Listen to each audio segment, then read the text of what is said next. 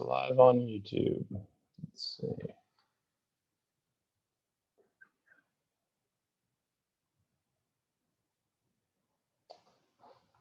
Yep, should be good.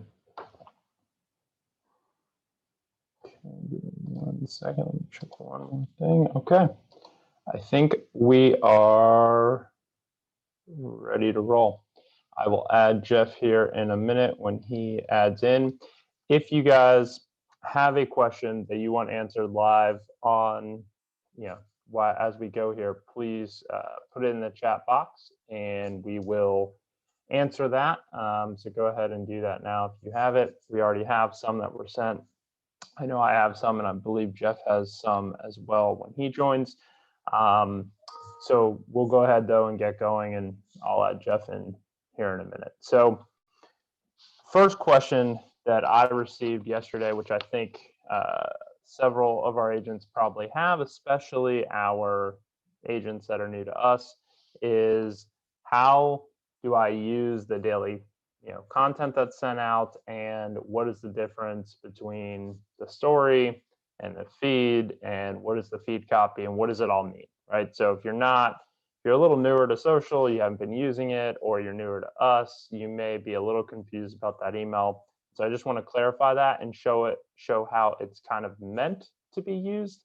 And then obviously, all of you can put your own twist to it, right? If you want to use it as inspiration, I know I've seen Susie do it a few times where she's taken it and kind of just redone it in her own fashion. That's perfect. That's exactly what it's meant to be. Or you can literally use what we send out. So I'm going to share my screen here for a second. Oh, Jeff's here, so let me bring him in. Hold on 1 second. Is it set? It says it's here, but I don't. Oh, there you are, Jeff. Hold on 1 second.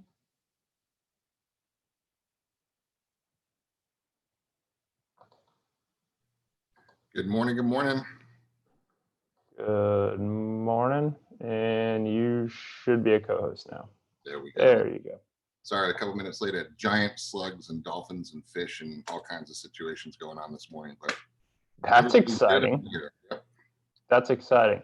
No, don't worry. I was just answering the question that actually came from you, which was, did I win my fantasy football game yesterday? And the answer was yes. All right. Football game, though, I'll tell you what. It was. Obviously I was excited that the Washington football team, formerly known as the Redskins, won. But it was a good day. It was just watching some football was good. It brought back some normalcy, I feel like, that a lot of us have probably been missing. So that was good. No, we're starting now. I'm going to share my screen here for a second. One of the first questions that we had was that I received yesterday, which I think a lot of our agents have, is how do I use the daily post that comes out in the morning, and what is the difference between the story content and the feed content, right? So while you're doing that, could address the question of why are we doing things that have nothing to do with real estate while you're doing that? Yes, I will certainly dive into that. Let me just make sure my microphone is on and start broadcast. Okay. So to answer that first question, the purpose of us doing that, of doing content that has nothing to do with real estate, is the fact that people engage, right? So the way this algorithm works, if I just scroll through my feed here, obviously the first thing is going to be a memory, which is a good memory since the Redskins technically don't exist anymore. So one day my oldest will look back at that and realize that it was a good old days. But as I scroll through here, the things that I'm seeing, right, from Tommy, obviously ads from Heather, from Chris, these are people that I have told Facebook that I care about what they're posting. And I've told Facebook that by either clicking, commenting, liking, engaging in their content. And so then that tells the algorithm that, okay, Mike cares about what Eric has to say. So as Eric comments or Eric posts, we're going to keep showing Eric's stuff in Mike's feed until Mike just doesn't engage for a period of time with him. And then once he doesn't engage with him whoever he is engaging with, we're going to show them more of that, which is why if you scroll through your feed, you're typically seeing kind of the same people, right? Stuff and so your content is working in the same fashion, right? And so the whole goal then is to get as much engagement as possible to give yourself the widest range possible of people that are going to see your content. And then what happens is it's not every post, right? So I haven't engaged in Eric's post here, right? But it doesn't matter because it's showing me his last couple of posts. So if I scroll back up, here's, I'm still going to see his content. Like this was another one from him, right? So I'm going to keep seeing it for a period of time, which means that if I can create something that just gets comments and engagement, then when I hit them with that post that's like, hey, an actual real estate post, then they're actually going to see it, whether it's a just sold, whether it's a listing, it doesn't matter. Once I post that, if I can get them engaging in my other stuff, they're actually going to see it. And that's the game, right? That's the game we're playing, which is why, like, I'll just give you an example because I know she uses our content a lot. Like, so let's go down Lauren's feed real quick. Like this was our post today, okay? But if we go to some of the old posts, see what she's posted. Okay, so as we come down her feed, 6 comments, right? This is awesome. This was on an actual real estate post, okay? So to get these kind of comments is awesome for her because this will actually drive business. But this is what I want, right? So this was one of the other posts we did. 70 comments. Guys, she got 70 people to engage in a silly post.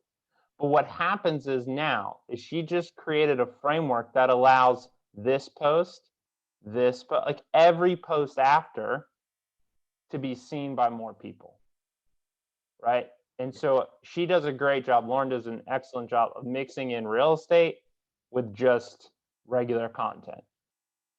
But she uses our content as well. 113 comments, right? So this is the type of stuff, this is the game we're playing. Now, as far as the daily content goes, just to clarify, okay? So I'll use today's post as an example. Let me go into our daily post. Okay. I think this is probably the one from today. Yeah.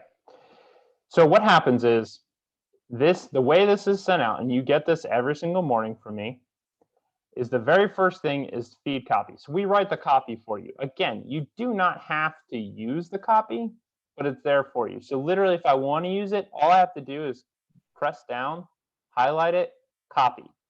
Okay, now I can use it. So this is meant when I'm going to post this in my feed of Facebook or Instagram, I already have the copy written for me if I want to use it, or you can write your own, okay? Then to save the image, the first 2 images, we have our B3 logo because for our B3 agents, and then we've got our Century 21 Beggins. Pick the one that applies to you and literally just hold down on it, click Save Image. Okay, I already have it saved to my phone, so I'm not going to do it, but click Save Image. Now I've got it on my phone, okay? Now for the stories, you notice they're bigger, right? So I always format them so they're optimized for the stories. When I add in stuff like this, like I would add in the question box too, and I'll show you exactly what I mean to that. So again, I would just hold down, click Save Image. Okay, now I've got the image on my phone. Now, when I come to Facebook, if you look this morning, I posted it in my feed. So the feed is going to go right here, right? And I didn't use our copy because I put in what my nicknames were and I posted it, okay? Now, all we're doing to post that, just to be clear, is when you come into Facebook, you get back to the top here. We're getting Click new on your for you that say Big Cat, by the way. What? We're getting new business cards that say Big Cat. We should. We definitely should. All right, so Once I come in here, if I did want to use the copy that I wrote, remember we highlighted it, we copied, we pasted. Now all I have to do is push, click paste, click the photo, right? And I already have the photos. Obviously, you're only going to have the one. You already have it on there. Click the photo that you just saved, click done, and I post it, right? Which is what I did this morning to put it in my feed. Now, to get the story, all I have to do, there's a couple different ways, but right here you'll see create story. If I click that, I have the story, right, which is bigger, more, it's vertical, so it's optimized that way. I click it, it brings it in. Now, when you see things like add a poll, add the question, what I'm talking about is if I click stickers, I have a bunch of different options here, and one is question. So if I click question, put your nickname below, right? I can take this, I can resize it, and I can drag it to wherever I want. Maybe I want it a little bigger. But basically what I'm doing is I'm asking for engagement. And so literally anyone who sees the story can come in here, click on it, and answer it. Okay, so now I click share the story, and it's going to go up here. Now, sometimes I make it different than the feed post, but either way, I did get the question of, well, should I post it in my feed and my story? Sure. Why? Because the stories tend to be engaged differently by different people than the feed. Okay, so I give myself the opportunity to have even more people see it, because you're going to have some people that are going to look and watch your story, and you're going to have some people that look at your feed, and you're going to have some people that look at both. That's cool too.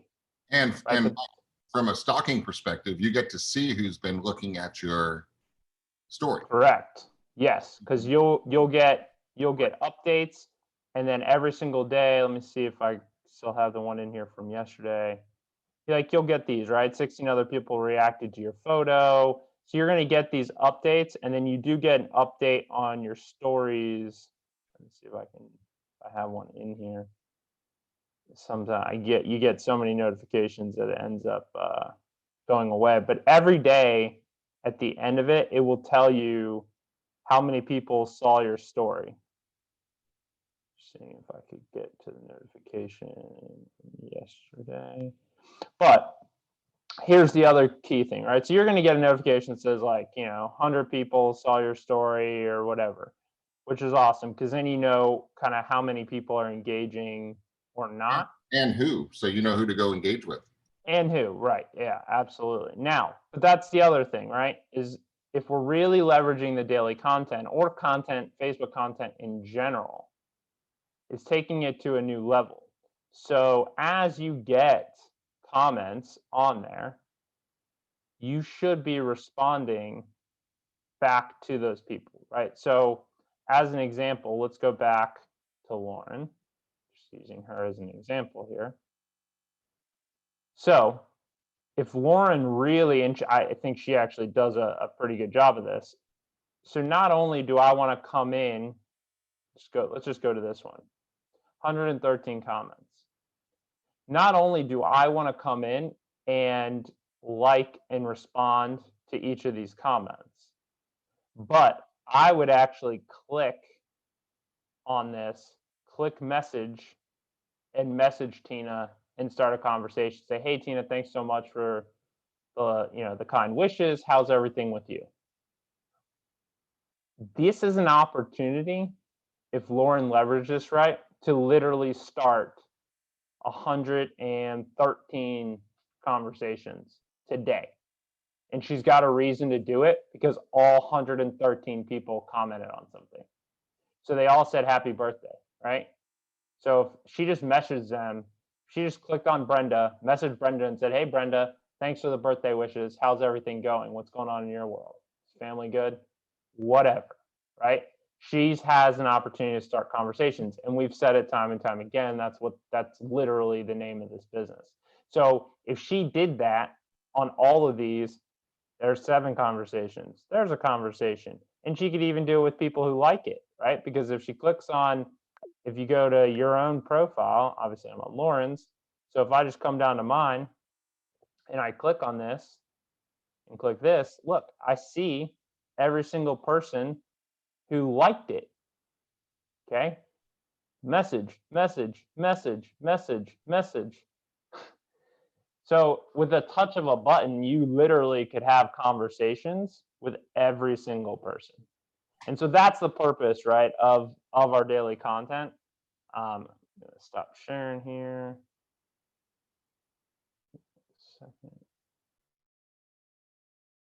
You know, that's kind of the purpose, right? That's why we do the daily content. If you want to use it, use it. I know a lot of you are. If you don't, you don't. But understand the value that it's adding, and I think it's a very simple way to kind of get you, if you have conversations and interact and engage. This blurs into one of the questions I got, but I just want to touch on it real quickly because Yep. this is prospecting. Okay. Now, this is Yep. not your traditional knock, knock, knock. When do you plan on moving prospecting? But it's as important in the long run, right? Because all we're doing here is building mind share. All you're doing, this is not for a deal today, guys, most of the time. This is for you to implant yourself into their mind as the real estate person that they trust. That's it, right? And this is for 3 months from now when their best friends having a baby and they need to get a bigger house and you pop into mind. This is for when 3 weeks from now they're at a softball game with their kids and somebody says they're getting a job transfer, and for you to pop in their mind. This is all what this is all about, guys. It's just engage, content, it's about 27 impressions to start making a relevant connection in their brain. So this is it. So just, hey, how was the football game? Oh my God, can you believe the fucking, or can you believe the Bolts won and then Brady sucked, or whatever you wanted to say, whatever you want to engage is just doing that. And then they're going to start to hit your scroll. They're going to see you're in real estate. It's going to remind you, it's not always a real estate conversation, but it's a connection. It's a conversation to get them thinking about you. That's the whole name of this game, guys. That's it. Yep. I mean, think about it, right? Like, if we just take a step back and we realize how much context we can get on an individual before we even message them or reach out, it's unheard of, right? So every day I get salespeople messaging me on LinkedIn and Facebook that are the generic sales pitches like, hey, we offer these marketing services. Hey, we offer these lead gen services.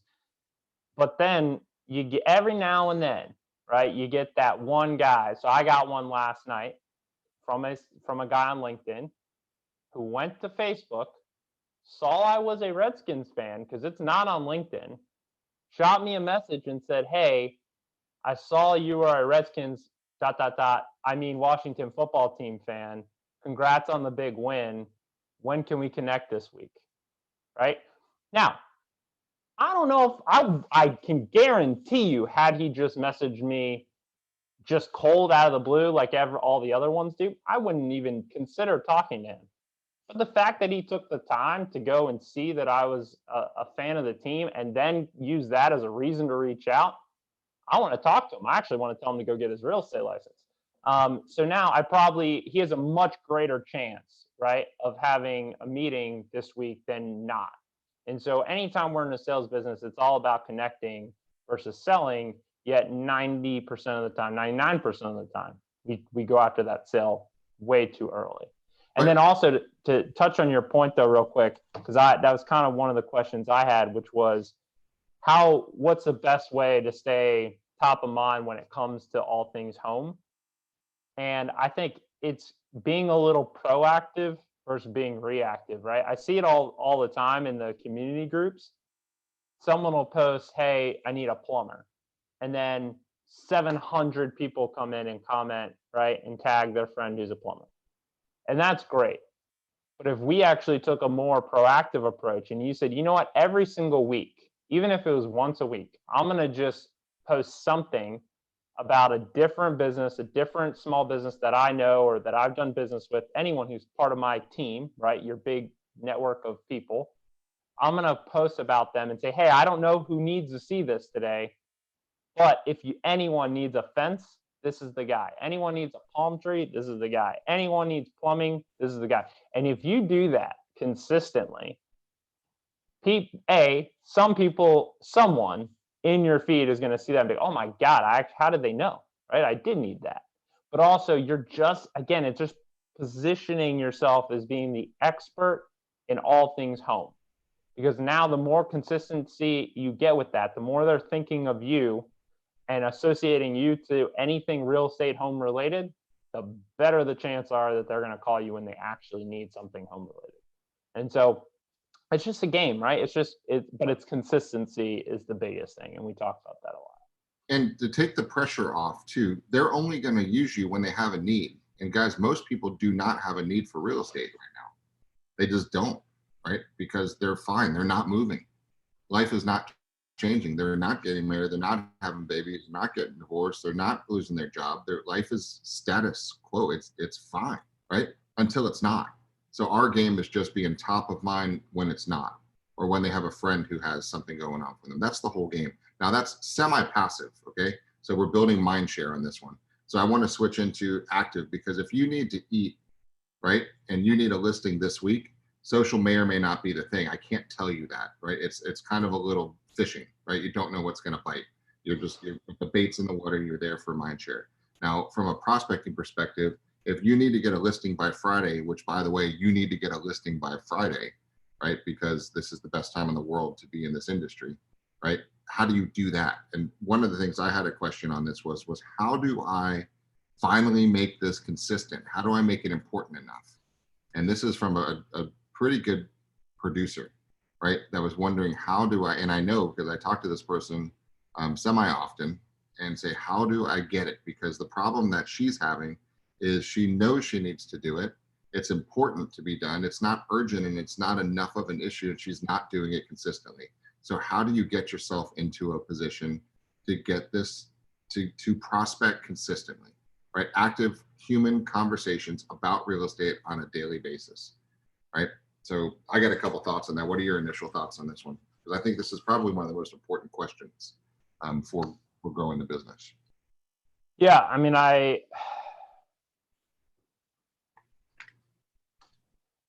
there's snipering, right? And then there's normal kind of taking a step back to try and grow the business. Personally, I tend to take the build relationship, slower drip approach. You're far better at the sniper approach. Well, you need to do both. Well, it depends. Do you? Because there's a lot of agents and we've hired a lot of great agents recently, and a lot of them are not in a position that they have to eat this month, right? So they don't need a deal to close in the next 3 weeks, okay? So they are fine building the long-term strategy, but I'm saying you don't need to pick one, right? It's all about schedule. So we're talking an hour a day, max, 20 minutes a day. You could be into social and touch 50 people, right? Honestly, that's just what you need to be doing that. But in addition to that, I want a sniper too. I mean, shotgun is a big spray, right? And to reach as much as you can. A sniper is an attack. And I want a listing on the water in Davis Island, right? Yeah. That's a different mindset. Okay, that's a different thought. That's a different business model. Now I could promote myself and be the king of Davis Islands and go pose at the dog park and go hang out at like Mexican restaurant with my margarita and look cool, right? And that's not a bad thing to do to build relevance and be more contextual to that marketplace. But that's probably not going to get the phone to ring to say, get over here and list my house, right? So from a prospecting perspective, that's a different scenario. So do that, because when you attract them with your sniper, they're going to research you, right? They're gonna type you into their Facebook to see if you have mutual friends. They're gonna creep on your feed to see what's going on with you. And if you have something relevant that's in their world, it's a strategy, okay? Because people like people who are like themselves. So that's one of the bigger things too. So if you're gonna be going after the waterfront property on Davis Islands or Longboat Key or Anna Maria or Reddington Shores or whatever niche down you're gonna get to, think about those people. Breathe in the air that they're breathing. Think about what they're doing if you're gonna sniper in, okay? And then that's the point. But then there's the tools. You guys know this isn't going to be a how to do this. You know how to open up Remind. You know who to find the high sales scores, medium sales scores. You know who to look on the pre-foreclosures. You know how to look at the expireds. You know how to find for sale by owners. You can find people who have real estate going on in that niche that you're trying to niche down to. That's not the hard part. The hard part is getting you to pick up this 1,800-pound device and actually do something with it, right? That's the biggest issue that we have of consistency to say, hi, Mr. Johnson, this is Jeff Beggin, Century 21. I see you on the house, right, on 123 Eddy Street. I'm just curious to see what's going on in your world, to see if there's even a remote shot, there's even reconsidering selling the property if it's an expired, right? Or whatever you're going to say, where you have plenty of scripts. This is not a script session. This is you figuring out how to make it important enough to say, all right, today from 10 o'clock until 11:30, there is nothing else allowed in my world except for me connecting with 8 to 10 to 12 to 15 people in this niche that I want to go own. Okay, that's the hardest part of this business. And to back it up, what is the problem? What do you think is the problem? I've got, great coaching sessions every single week, and this is the recurring theme. I know I said I was going to do 50 contacts, but I guess what? I did 7, right? I know I should have done 10 a day. I didn't do any. I know I should have done 13. I know I promised I was going to do 15, but I did 2. Okay. So what is the problem? They don't need it. They don't need it. They're fine. If they truly needed it, they would go do it. They don't need it. I mean, that's the fact, right? We were talking about this the other day. Everything in life, for pretty much everyone, comes down to how bad do you actually need it, right? And someone who's overweight 9 times out of 10 doesn't get truly long-term healthy until they face a life-threatening issue. Your doctor tells you you're going to die tomorrow if you don't get healthy. You're going to go lose weight because you're going to have a heart attack, right? You get cancer, you're going to battle it. You get this, you're going to. So it takes something that says if you don't do this, if they were going to be homeless, if they didn't go get a listing this week, they would go get one, right? So those that can find motivation beyond that, right, who can build a pretend wall against their back, those are the ones that take a whole new level faster, right, than most. But that's difficult to do for a lot of people. And if you love the process, you're going to do it. And a couple comments coming. Jan just wrote, it might not be because they just don't need it. There might be reasons behind the scene. Maybe true, Jan, but so reasons behind the scene are, in my opinion, great smoke screens to cover up the reality of not doing it, right? And you're not doing it because you don't have to, or it's not important enough to do it. Now, you're a great example, Jan. We love you. You've been here for a long time. You're a great agent. You know how to list. You know how to sell. You know how to close. You know how to do it. Not a question about the fundamentals. You got it down. You have the success stories. There's complete taping you can go back to, that the success times that you've been able to knock on doors, list expireds, get them sold, for sale by owners, all kinds of stuff. The path is there, right? There's no question about it. But the reason is to not go do you'd had 3 or 4 closings in a week, right? A few weeks ago. That was great to see. That's truly, now that puts you in an interesting position, because now you can have a week with 3 closings, and there's 50 weeks a year. That's 150 something transactions. Truly capable of doing it because you've already done it. So the issue is, what has to happen it's the self-awareness to figure out, am I okay with the way things are? And if you are, big hug, guys. We love you. Don't do anything more than what you're doing. We love you. This is not a pressure you scenario. This is a be cool with what you have and just keep doing what you're doing. Awesome. Big ass smile, right? It's all about what's a big ass smile, right? Some of you want some more stuff. Some of you want to pay off debt. Somebody want to put your kids in a different school. Some of you want to have different vacation experiences. Some of you would like to have investment properties that spit off enough money that you don't have to work one day, right? Now, all of us want those things, but how many of us are going to do something to make sure that that becomes an actual 100% reality in your life? Okay. I'm working. I love working, right? It's fun for me. I enjoy it. I think it's a fun. You've got to have the why. Lauren just read it. It's absolutely, has to be the why, right? You got 4 whys, and you can see them in your cover photo. There you go. There's your reason why. I've got 2, the same situation too.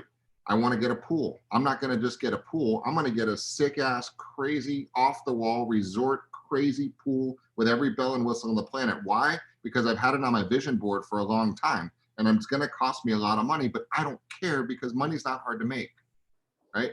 It's just that the reason to go make the money is the tough part.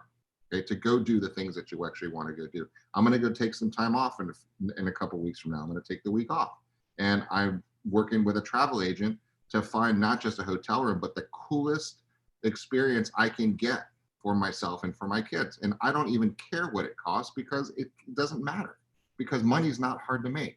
It's the desire for the experience is that I want, because I work hard, you work hard, everybody works hard. And when I'm not working hard, I want to chill out, and I want to chill out in a place that makes me really freaking smile, to do whatever I want and get pampered the way I want it and get everything the way I want it. Call it selfish, and it is, because it's my choice, because that's the reason why I work until I work, and that's the reason I start working when I work, and that's the reason I work all the time, because I like to do this stuff. That's the why, right? So if we unravel all this stuff, it's why?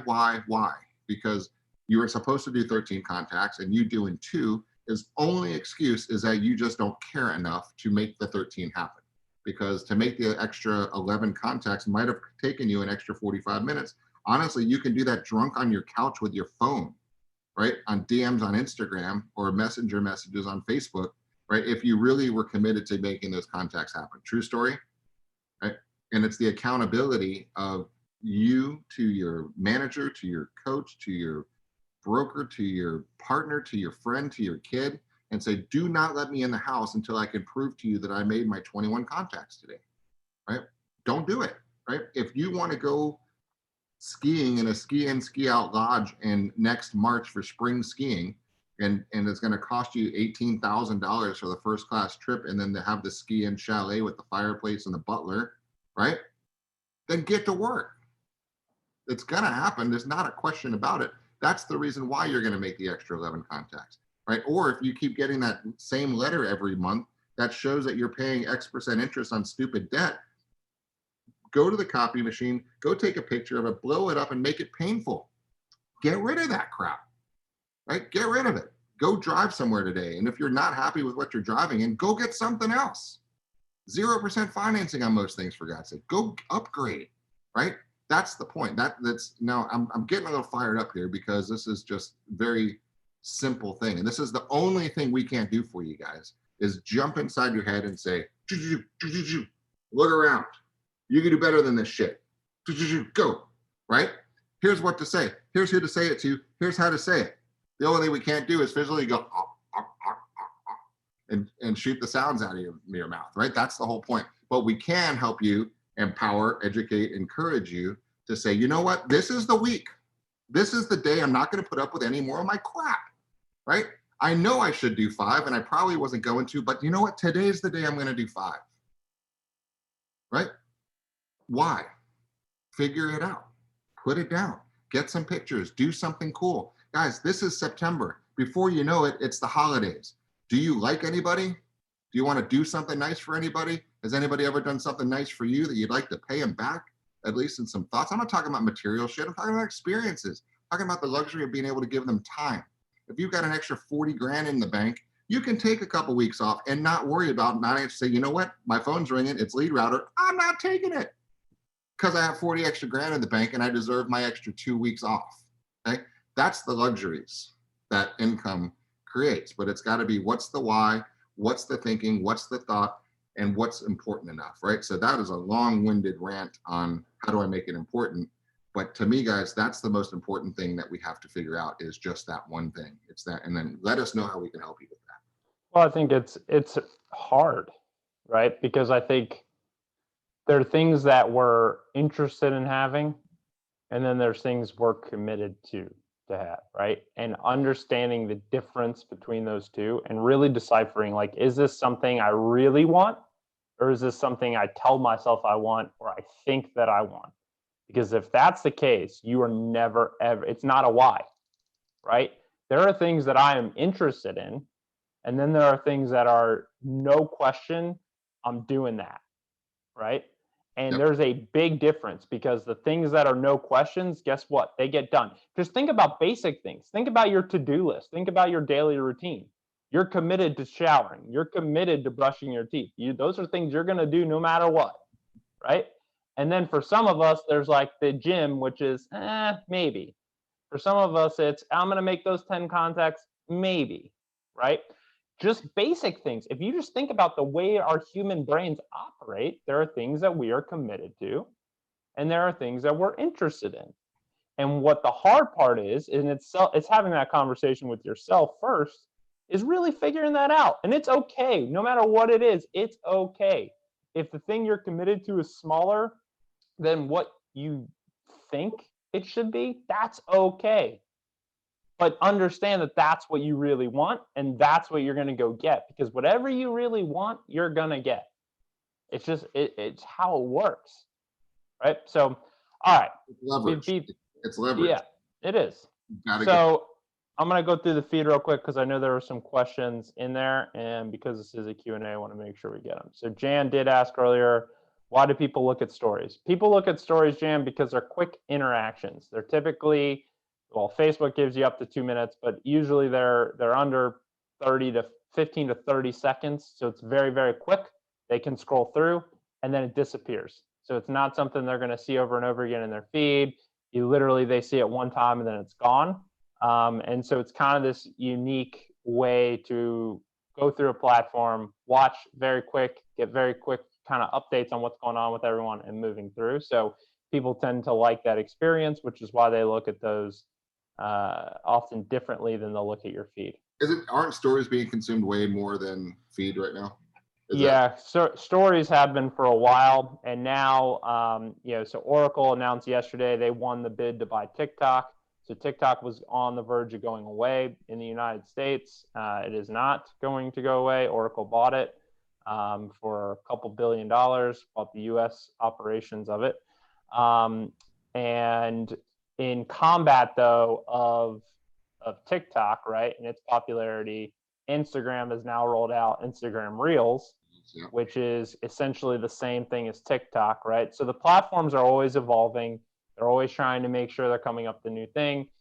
TikTok obviously became very popular just because of the fact that you had all this music built in. You could do your dances or whatever you wanted to do. And then it became very popular. It was formerly Musical.ly. It was very popular among musicians, rappers, all types of musicians who just wanted to be able to write songs, put out a quick blurb of the song and see if people liked it or not, right? And so that's the interesting thing about social is, there used to be all this red tape, right? In all these industries. Think about the way that, Jeff, when you even first started, which wasn't that long ago, but when you first started in real estate, the red tape to communicate with someone, to even find data on people was significantly harder, right? It was controlled. Oh, yeah. It was a controlled data source that only, if you want this, then you have to come here. Music used to Bill Donnelly directory to buy the book of who right. They could sell you a book because they controlled all the data, right? And the access. Yep. Access is key. So now with social, we have unlimited access. Think about this. Musicians don't need a label anymore as much as they used to, right? Because they can go direct to you via a free platform, put out a song, get instant feedback from the market on whether or not you like the song, and then take it right to you. And then you're not demanding it there because you're streaming it. So like the whole game has changed, and music isn't the only game. Every game has changed. We have direct access to the end consumer, which we didn't have 10 years, 15 years ago. So we got to take advantage of that. So, but yes, stories are widely popular, more popular than feed content. So I highly suggest leveraging them. James asked, is there a history of all our agents in social media ROI? I understand mostly it's Mindshare. No, we do not have a way to track every agent's engagement on their social. That's something you'd have to do kind of on your own. There's too many variables there and nuances, and everyone uses it differently. And so there's no way to know what you're doing versus somebody else. And we have 450 agents, so that would be that'd be tough to do. Otis made a good point. Consider segmenting friends list by geography, interests, and advocates, I agree with that. Creating different lists in your friends list is a good idea. So I think that was the big questions there. And then I did have one that I thought was interesting, which was, it's kind of a two-part question. What's the best way to deliver bad news to a client? And on the flip side, should I follow up on a bad review? Obviously, I'm going to let you answer this, Jeff, because you have more actual experience on the real estate side, being an agent with that. What I will tell you is this, specifically on the bad review side, my perspective is 100%. Obviously, you have to know the situation. I'll just give you a quick story. So my wife, we're huge Chick-fil-A people. The school does a little Chick-fil-A night, right, where they're supposed to give back. My wife orders food. She goes there. We never really have problems with Chick-fil-A. She does the whole thing through the Chick-fil-A app. She gets home. She was missing like a small fry and something else. They forgot it, right? She comments in the app, just, hey, they sent a thing, just like we do. Like RealSure comes out, or our review thing comes out. Real Satisfied. They sent a review thing. She gave them like 3 stars instead of 5 and said, they forgot my fry, whatever. Didn't think anything of it. We get a call on Saturday afternoon from the manager of that location that says, hey, saw in the app that, we missed something. I can't believe we did that. I'm so sorry. I don't want to make excuses. We were really busy. I've gone ahead. I've given you a free fry in your app. I've also added a bunch of other coupons in there for you.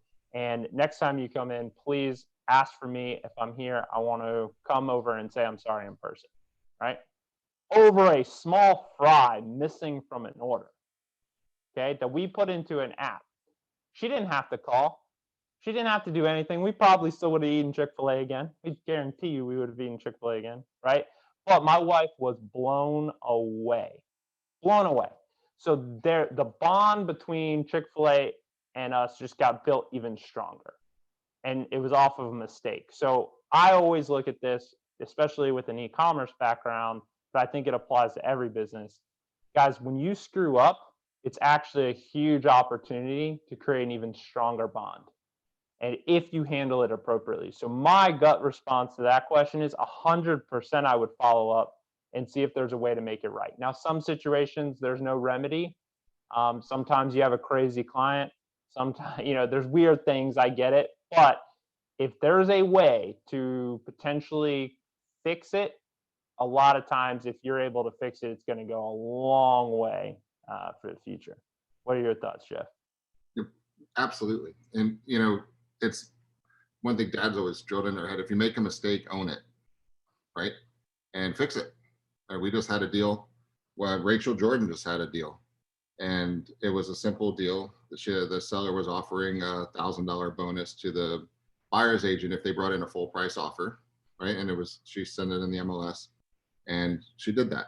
Come to find out, it was a mistake in the process, but an offer came in not full price, and then the buyer's agent wanted to said get their bonus. We said no, sorry, it was only at full price, and she said no, it's not. And those last few words were not in the MLS. Right. So we could say, screw you, that's not the place. But the reality is, we know what, we screwed up. We didn't put that verbiage did not end up where it should have been. It was a mistake. We owned it. We had to eat $1,000, right? These are the things. You screw something up, you fix it. It is what it is. You just probably won't do that mistake again. It's no big deal. So if somebody says, Susie was a terrible agent and she didn't do this, figure it out, fix it out. Maybe you were. Apologize for being one. Right. So you know what? I had a lot of shit going on in my life right now. I'm really not a bad person. Sorry you had a crappy experience. What can I do to make it up for you? I really didn't want that to be the case. I don't want you to have that taste in your mouth. Here's some flowers, right? I don't know, but own it. At least try to do your best situation and be human. We're all screw up, right? We're not perfect. You're gonna have people that don't like you. That's just part of the process. You're gonna have people that don't like their transaction. You're just not gonna. People are just born the way they are. People are going to be diametrically opposed to your personality. They're not going to like you, right? It's going to happen. So just, I say, embrace it and go call it out in a nice way and try to see if you can turn that around, because the lifetime value of a customer is $130,000. And if you let that one be blown, you just lost $130,000. So think about it that way. So go eat a little crow sometimes and say, I screwed up and I am sorry. Right? That's sometimes something to do. And the other question about how you deliver bad news, I hope you have enough of a bond with your customer to say, hey, Mike, I got some shit I got to tell you. Right? As if we're friends. Like, I can call you and tell you anything. You can call me and tell me anything, good, bad, indifferent, or whatever it is. So you've got to make sure that you have that connection. You should have that connection with your clients to say, look, here's the deal. They told me this is their offer and here's why, because these are all the reasons why they hate your house or they don't think it's worth your price, right? It is what it is. Just be able to just show them the reality of it. So hit it straight on and just tell them the truth on that one. I agree with you. And I know, so whoever's Galaxy S10 just put, if you get a bad real satisfied, how do you deal with that? And that's exactly what we were just saying. But the key with that is listen, right? And don't make excuses. If you messed up, you messed up, to Jeff's point. If you don't even think you messed up, listen to what they're saying, right? Because perception's reality, and their perception, they're going to tell you in their review of you what they felt like went wrong. And you just need to listen to that and then say, hey, sorry you felt that way, right? How can I make that up to you? It shouldn't have happened, right? But I guarantee you guys, if you can take a bad situation and turn it around, the bond between you and that customer will be significantly better in the future, like more than if it would have gone smoothly. I want to hit James' question right there because I like this a lot. Yeah, I have a hard time targeting listings because my main business has been from buyers. If you aren't a listing focused agent and have limited listing history, how do you break through against more experienced agent in your marketplace? Awesome question. Okay, awesome question. And this is relevant to everybody who's watching.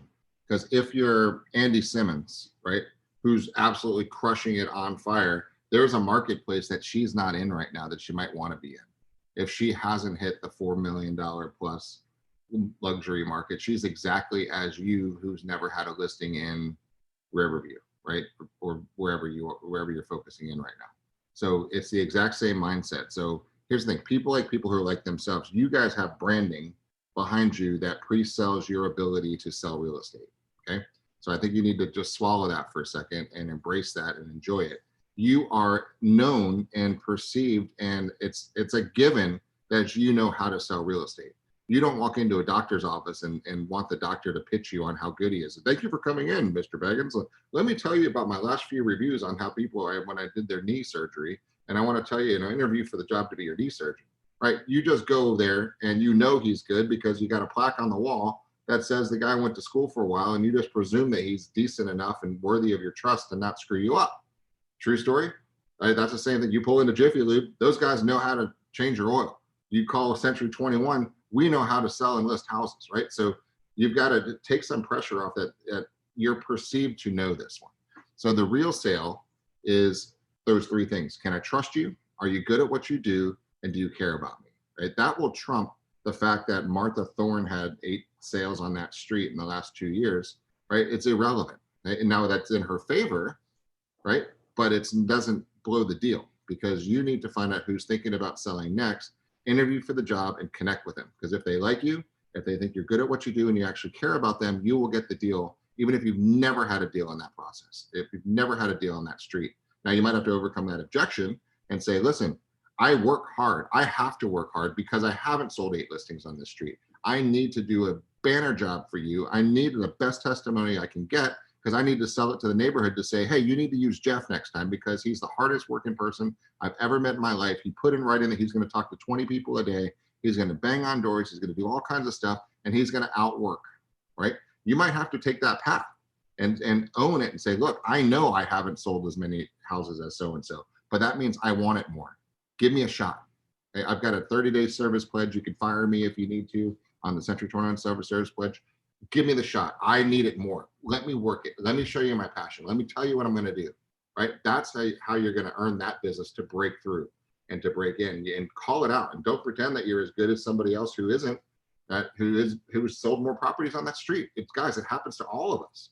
But you need to say, here's my passion. You like me. You know I'm good at what I do, that you care about me. Right? I have your back.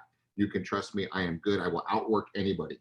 That's going to be your pitch, right? In any marketplace. If you just trying to raise your price point, that's your pitch to that next price point. You're trying to get into a new neighborhood.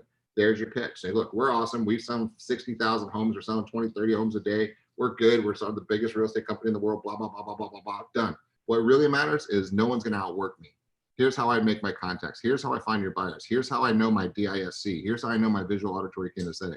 Here's how I connect with people. Here's how I work my contracts. Here's what I do when I get an offer. Here's how I counter offer. Here's what I do. This is why you need to give me that shot. Let me earn your business. Give me that shot. Let me show you my passion. Sign the contract, right? That's what's going to actually be created. That's going to create the business for you right there. I think my take on this too is we psych ourselves out, right? Because if you look at the stat, 70 to 80% of people hire the first agent they talk to. They're not interviewing multiple agents a majority of the time. So the key is, are you the first agent that's actually going to talk to them? That's number one. Yep. Number two is, most people do not know who the leading agent is in their marketplace. They don't know. The general, you know, because you're in the industry, right? And so because we're in the industry, we know who's good and who's doing a majority of the business. And oh yeah, she's awesome. She's the number one agent and blah, blah, blah. You're psyching yourself out. The general public has no idea. Okay. So if you just go in and you do you, and you sell yourself and your strengths and your commitment to them, you'll do fine. They're not, most of the time, they're not going to interview multiple people. And if they do, to Jeff's point, if you do a good enough job connecting and building trust with them, they're going to hire you, right? But you can't psych yourself out. This is one of those things where I feel like being so close to the industry is actually a disadvantage. It's one of those things when you're in it, you're too close to it, right? You need to take a step back and look at what is the consumer actually looking at and what are they looking for. And if you go in and you do your research on the consumer, the client that you're about to go meet with versus the other agents that are going in to meet with them or potentially going to meet with them, that will be the huge difference, right? And I see it in all age groups. Even with my kids playing baseball, if they know the team we're playing and that team's really good, they go into that game psyched out. If we played a team 2 weekends ago that was one of the best teams in the state, but they didn't know it, they went in and battled that team to the end. They would have been beat 15-0 if they went into that game knowing that was one of the top teams in the state. The mental game of you knowing who you're going against is psyching yourself out, and you can't let it happen. You have to go into there and not worry about what they're going to say. Worry about what you can offer and understand and listen to what the consumer wants, because if you can give them exactly what they want, which ultimately is to sell their house, and you can convince them that you're the one to do that, it doesn't matter what the other people are doing. It's irrelevant. They're completely irrelevant. It's your business plan only, and it's your ability to communicate. Remember, we talk about this, and I highly recommend that you go into the app and rewatch the Next Level You segments on connecting with people and the DISC and the VAK, because guys, that is the secret sauce. To be able to them have that feeling that you are the person that has their back and they like you and they trust you, right? Granted, we've got every marketing tool on the planet with this little logo over my shoulder right here. So that's not the issue. The only sale you're doing is, can I trust you? Are you the person I should put the largest financial transaction of my life in the hands of, right? And it's a subconscious question that will be answered subconsciously. And it's directly, it's 100% answered by, do I like you and can I trust you? And are you good at what you do, right? And we've got the marketing videos, we got all that stuff to show you good at what you do. What we can't do for you is, can they like you and they trust you? And they're gonna like you when you're kind of like them and you're relating them and you have something to connect with them on that. So go back and rewatch those things. It's Next Level You trainings, and it's day one. Chris and I did several, I think, really, really great summaries on that one. They're less than an hour long, so binge them and watch them out. One more thing I wanted to say, one of the questions I have is, what are the best ways to prospect? And I'm not going into that right now because Chris did a couple phenomenal classes. And I think you have those, Mike. I think we should make those more prominent on the I need business now, what do I do? Because goes through every lead gen source and just pick one and get to it. And he goes into the reminds, he goes into the real source, and just as a good reminder class, Chris does a phenomenal job on that. And we should probably have him do that more often and just really prominent that those classes the best way, because he delivers it masterfully on that one. So make sure you watch that as well. So Okay. Any other questions before we go? Thomas You the have Pilot, one? all about the why, bottom line. Absolutely. It is. Absolutely it is. Help finding a why, please reach out, because when you ignite, it's unbelievable. The business just comes to you, right? When you get so committed to having a lifestyle that requires a level of income, the income comes. I promise you it does, right? I promise you. There's no, it's not even a question of whether or not it comes. It 100% comes to you. All you need to do is get committed to your why and actually be a good person and talk with people. That's it. That's it. But if you don't have a why that's clear, let us know. Guys, it's tough. It's hard to do. We're battling it ourselves, right? I got to constantly figure out what's the next level, right? You have to. It's easy to get, it's easy to get comfortable, right? It's easy, even as you have success, right? It's easy to be like, okay, whew, I got here. I did it, right? And then it's like, all right, well, you stay there for a bit, and then you start to realize, wait a minute, am I being complacent? Is there another, can I go, what's that, what is that next level? All right, constantly pushing yourself and trying to go one more. Can I push it a little bit further and further and further and further? Because what you're going to realize is the only limitation is here, and that's it. If you have, as long as you have a need and desire to go that one more, you will. And that's the punchline. And dream big, guys, right? As big as we can dream, it's somebody else's unacceptable lifestyle, right? That's an interesting thought for a second, but there's a sheik that would laugh at our biggest dreams and say, I would never live in that house, right? So it doesn't matter, right? Just get to the best you can get, right? Get to the best lifestyle. Put a big ass smile on your face. Figure out what's going to work for you and your family, what experiences you want to provide for your loved ones, what cool things you want to experience before you're gone, because life's short, guys, and we're not going to be here forever. So might as well enjoy this journey and have as much freaking fun as we can. And you know what? Income helps do that. All right. Say what you want to say about it. I put a post on LinkedIn the other day. I said, this may not be popular, but money can buy happiness. You just have to know what makes you happy first. Right. And it really can, because even if your happiness is that experience, is that trip, guess what? Money bought it. If your happiness is staying home with your kids, right? Guess what? Money bought that ability. Yes. So money can buy happiness. You just have to know what actually makes you happy. That's the hard part. A couple good resources. Finding Your Why. Start with Why, by Simon Sinek. She just posted there. Yeah, his TED Talk's really good. Yeah. So guys, do it. It's just a matter of stretching your brain and think big, guys. Let me just end with this thought. This real estate industry, or this real estate market that we're in right now, it doesn't get any better than this.